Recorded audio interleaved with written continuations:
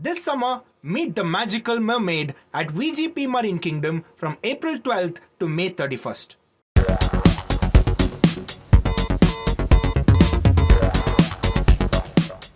Hello and a warm welcome to Federal special program Capital Beat. Election Commission has filed an affidavit in the Supreme Court where they have opposed the public disclosure of the copies of Form 17C, which is actually a statutory record of the votes polled in every polling station. Now, what has Election Commission told the Supreme Court in the affidavit? They have said that if we put out the scanned copies of the Form 17C on the website, then the images can be morphed, including the counting results. Now, the logic, nobody should question. Then they have said that this can cause public discomfort and mistrust. And beyond this, what have they said? They have said that at the moment, Form 17C is available in the strong rooms and the copy can be given only to the polling agents, not to a third entity. And they have said that there is no reason why we should distrust the voter turnout data, which has been put out by the Election Commission. And they have said that if any party has some doubts, they can file an election petition. Now, how does one read this affidavit by the Election Commission? Because many people are saying that Election Commission is talking through the hat because they have said that there is no legal mandate to furnish the Form 17C to any other entity. But many lawyers have been telling me since morning that yes, you can share it with the third entity as well. So joining me now is transparency activist Anjali Bharadwaj, who's part of this petition, whose case is going to come up in the Supreme Court tomorrow. And apparently that's the first case coming up tomorrow early morning. Thank you so much, Anjali, for joining. And your first thoughts on this affidavit which has been filed by the Election Commission? Well, Neelu, it's very unfortunate that the Election Commission is repeatedly saying that they do not want to give Form 17C Part 1. Now, let us understand that there is a background to all of this. We know that when the Election Commission of India put out voter turnout figures this time, after phase 1 and phase 2, it was with a very inordinate delay. 11 days after phase 1 finished, they put out the final voter turnout numbers. That also, they did not give absolute numbers, they only gave percentages. So people were told that this is the percentage, and the percentage that they gave indicated a very sharp and unusual increase in the voter turnout numbers.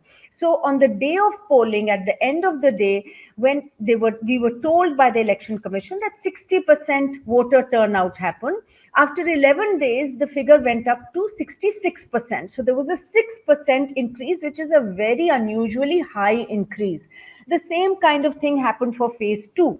Now, there has therefore been some doubt, some questions that have come up in the minds of voters, and therefore, to be able to ensure that there is trust in the numbers, in the electoral process, it was very important that the Election Commission on its own could have just said that, look, we will give the authenticated voter turnout to people so that there are no questions that remain.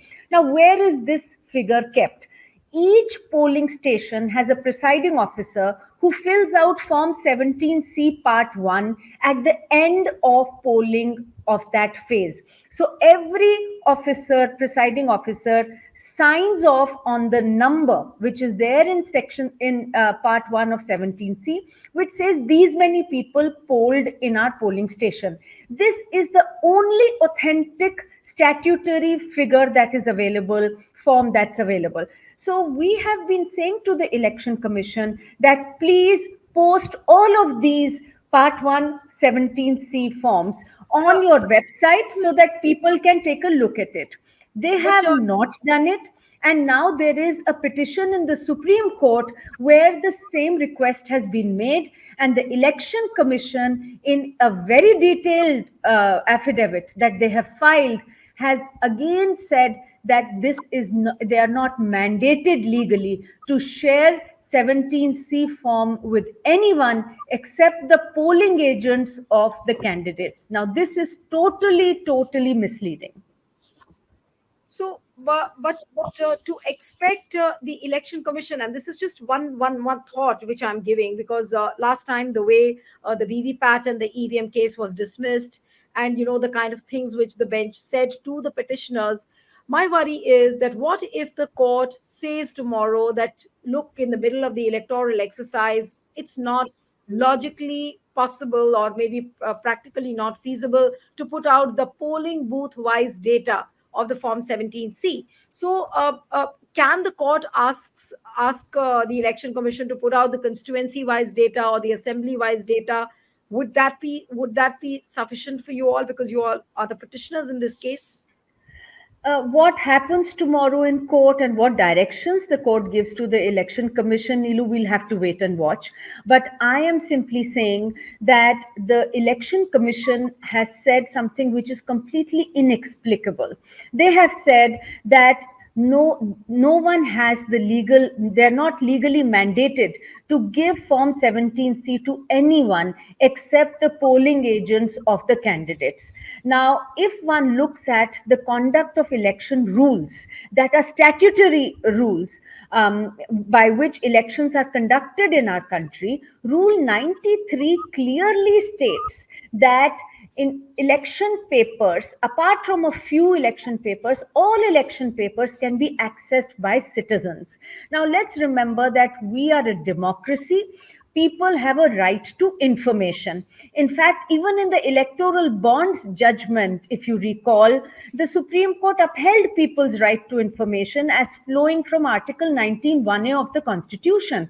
Now, in keeping with that, Rule 93 says that if you or I, as a citizen, want access to election papers, which includes Form 17C, we can simply go and ask to inspect that, or even ask for a copy. So that means that there is a legal mandate for the election commission to provide that information to us as citizens. It's in keeping with our right to information.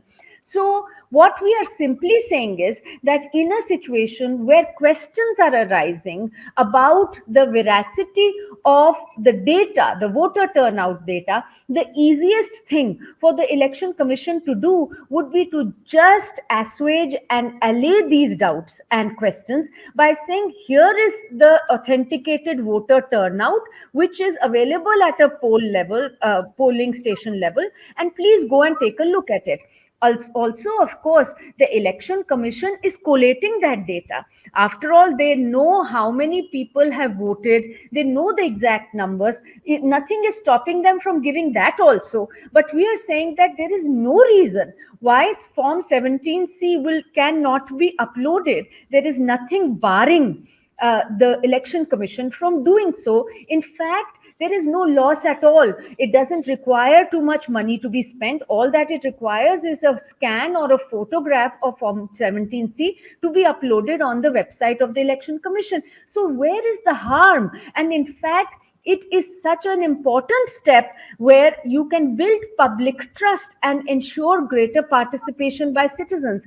So, what No, but the election Anjali, is it not very clear now, the fact that you have listed out that rule 19(3), 3 the election conduct rules very clearly says that the public can access the data. So filing an affidavit like this and saying that there is no legal mandate, is it not a white lie which is being told by the election commission? Let's be blunt about it. Look, like I said, clearly a rule exists in the conduct of election rules. So, I mean, for the election commission to make this statement, I do not know what explanation they can give to the court tomorrow if they are asked this question, because it very clearly gives us a legal right to access this, to inspect it, to take a copy of it. And, it's perfectly possible for any citizen to do it. Now, No, but not only that, the election commission is going further and saying that if we start doing this, there will be crowds, there will be so many people who will start coming and asking for this data. Now, imagine this is the Election Commission of India, which is conducting elections where nearly 100 crore people will go and vote. Now, for them to say that there will be a crowd, how will we manage it? It really doesn't make sense. And in any case, what we are asking the Election Commission to do is to upload it on their website. Nobody will need to go and ask them for the data and for the forms. They can just look at it from their on their website. But the excuses, Anjali, the excuses which have been given by the election commission saying that the images can be morphed, it can lead to a lot of mistrust. And Form 17C, it's a very special relationship between the possessor and the election commission. To say all this, what would you say to the excuses which have been given in the affidavit? Look, to say that there are two things at least that have been said. One is that the Election Commission in its affidavit says that there is a one-to-one relationship between each Form 17C and its possessor. Now, this is a very peculiar thing for the Election Commission to say, because like this, every single public authority in the country can say that with every record, there is a special relationship, one-to-one relationship that it has with the possessor, and thereby RTI will cease to exist, because everyone will turn around and say, this is why should we give it to people? This has a special one-to-one relationship with the possessor. This does not make any sense, and certainly not in a democracy where people have a right to know. The second thing which the Election Commission is saying is that there can be misuse of these forms, they can be morphed. Now, how does this statement get justified? What this will do, putting this data out, is in fact it will increase public trust. If someone is giving out wrong information, even that can be corrected, because this will give the actual record, the jisko kehte hain pukhta record. Now, in such a situation, for the Election Commission to say that it will lead to misuse and mistrust is absolutely ironic. The world over, people's access to information increases public trust in public bodies, not decreases it. And this question of morphing doesn't arise because the Election Commission will take an image, they will upload a photograph or a scanned copy, and they can do it in a manner that it can't be tinkered with. So the question of morphing doesn't arise. And if somebody wants to create some false documents and use them, that they can do even today without the Election Commission putting out any of these photographs or this data. So all these excuses, unfortunately, don't add up. And certainly, what we expect of the Election Commission in the largest democracy in the world, if they want to increase public trust, increase public participation, is that they already have this information. This information is available with every returning officer of the Election Commission of India. They can simply ask the returning officers that just upload this forms and let people look at them, understand, make sure that they are satisfied, and that will just increase public trust in the electoral process and in democracy. But Anjali, talking about Form 17, do you think that this 2024 election is the first election where there has been so much of publicity on Form 17? Because there are political parties where many polling agents do not even collect the Form 17. So, the sanctity of Form 17, the importance of it, for the first time, since many, many years, people have started discussing about it. How many political parties are really serious about this Form 17? So, Neelu, I think political parties should be very serious about it, because, like I said, this is the only authenticated, statutorily required form which gives you the voter turnout. But let me also say here that there are many candidates in our country, because in our democracy, anyone can stand for elections. It is their constitutional right. People stand for elections. There are small parties. They don't have the resources to make sure that they have 5,000, 10,000 people who can work as polling agents for them in all the polling stations of their constituency. Does that mean that those candidates do not have the right to access these Form 17 Part 1s, that would be really destroying the level playing field. So I think that it's very clear that all candidates, through their polling agents, but even if their polling agents are not present, have the right to access this. And like I said, the conduct of election rules also recognize the right of citizens, because after all, let us remember, elections is not about any political party, it's not about any candidates, it's about us, it's about the citizens, the voters of this country. So if public scrutiny can't be ensured, if people cannot be shared information with about the election, something as basic as the voter turnout, then what are we even talking about? And let's remember, nobody is being unreasonable, Neelu. The first phase of elections happened on the 19th of April. Today we are sitting on the 23rd of May. More than 1 month has passed. Are you telling me that it's a very large task to ask the election commission to give us absolute number of voter turnout for phase 1? Is it a large task to say just upload form 17Cs? We are not being unreasonable. People in the country are understanding that this is a big exercise. But when we know that on the same day form 17C is written up, it is completed the process, there is no reason to not share with the citizens how many people voted in the election. We are not asking for the moon. The requirement is simple. And I will give you the answer to the other question that you asked. In 2019, when journalists compared the voter turnout that was given on the ECI website for the first 4 phases, it said final voter turnout. When they compared it to the post-election result voter turnout, it did not match. When questions were asked, the ECI just pulled down the data. They did not give any proper explanation. The only thing they said was that this number includes the the paper ballots also. But when the reporters pointed out that in many cases the final number was less than the number that was declared earlier, there was no answer. So in all of this, when in this particular election also the voter turnout increased so much by 6%, naturally questions will arise. People do think, people wonder, there is doubt that is created. So like I said, the election commission should be seen to be very open, should be seen in a democracy. They are finally the ultimate referees. They have been mandated by our constitution to hold free and fair elections. They should come out and say that no, we want to instill full trust in people. Here are the numbers. What is stopping them? They are still not giving absolute number of voter turnout. They are still not giving form 17C part 1, which really then further raises doubts in the minds of people. No, but It's not the way helping. they have filed the affidavit, Anjali, is it not very, very clear that they have something very big to hide?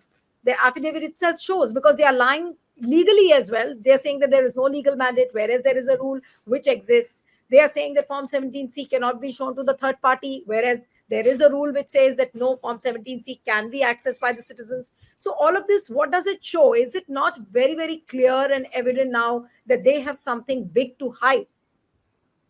Neelu, like I said to you, we are not claiming that anything wrong is happening.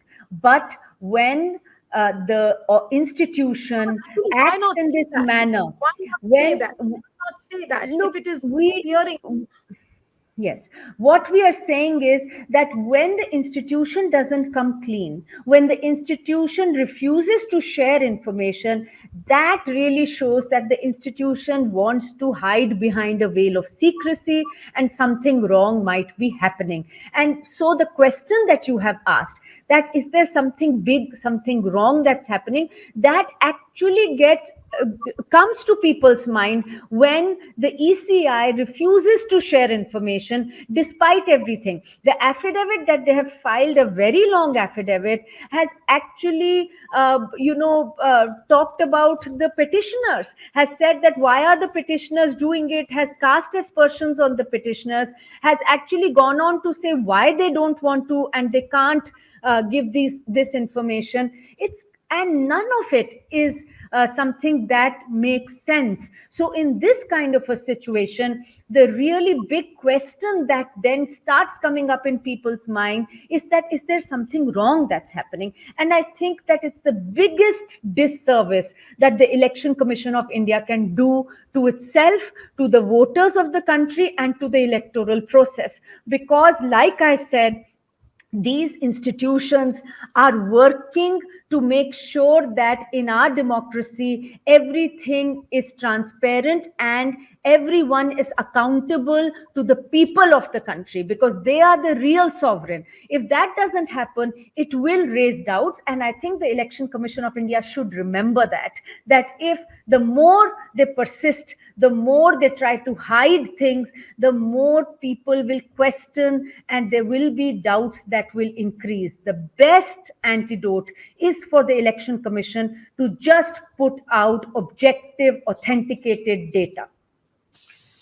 Just last two questions, and one is that the reluctance shown on the part of Election Commission, does it remind you of the same reluctance which SBI had in sharing the electoral bonds data? Is it something like electoral bonds 2.0? Look, unfortunately, in the electoral bonds case also, when the Supreme Court asked the SBI to give information about who bought electoral bonds, which electoral bonds, the number, the details, the SBI came back and tried to ask for 4 months to give that information, said that they will give the information after elections are over. And what the country saw was a great reluctance on the part of the SBI to give data, which finally they gave within a few hours. The SBI also kept saying this is a big exercise, it will take us a long time. And what people understood was that the SBI was hesitant, was reluctant to even follow the court's directions and give information. Now, here again, what we are seeing is that this is a reluctance on the part of the Election Commission of India to share data that it so readily has. The Election Commission is not saying they don't have this data. The Commission is simply saying that why should we give information to citizens? Now, when they say something like this, it really shows that resistance to transparency. And I think that really does remind one of the electoral bonds data also, and that the Election Commission should be very sensitive to, because the Election Commission must understand that for people to have trust in the institution, the institution must be seen as being very, very interested in engaging, in being transparent and sharing information that they can with citizens. There is no reason at all that the Election Commission can't share this information. They are just the reasons that they are giving don't cut ice.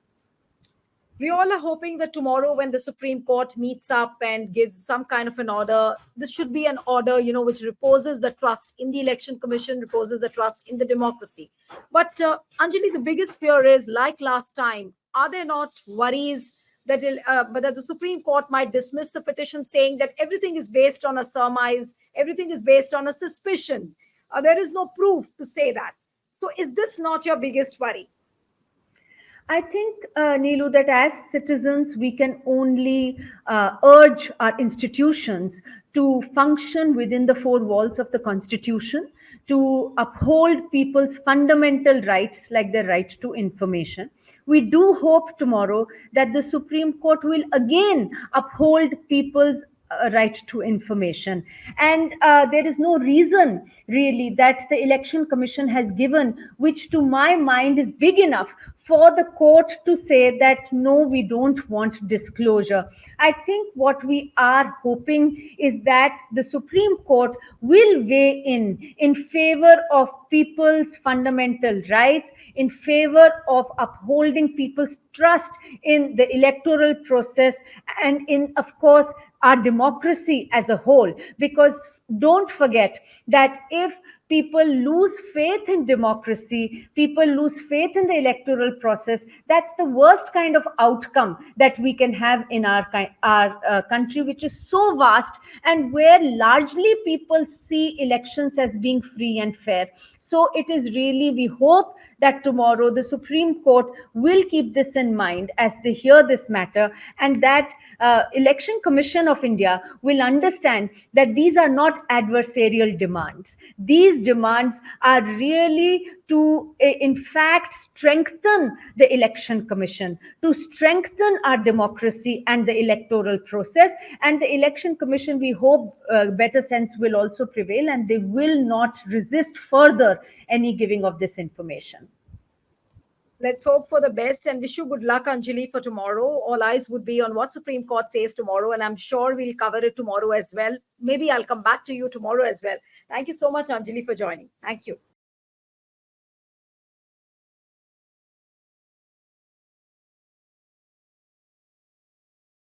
This summer, meet the magical mermaid at VGP Marine Kingdom from April 12th to May 31st.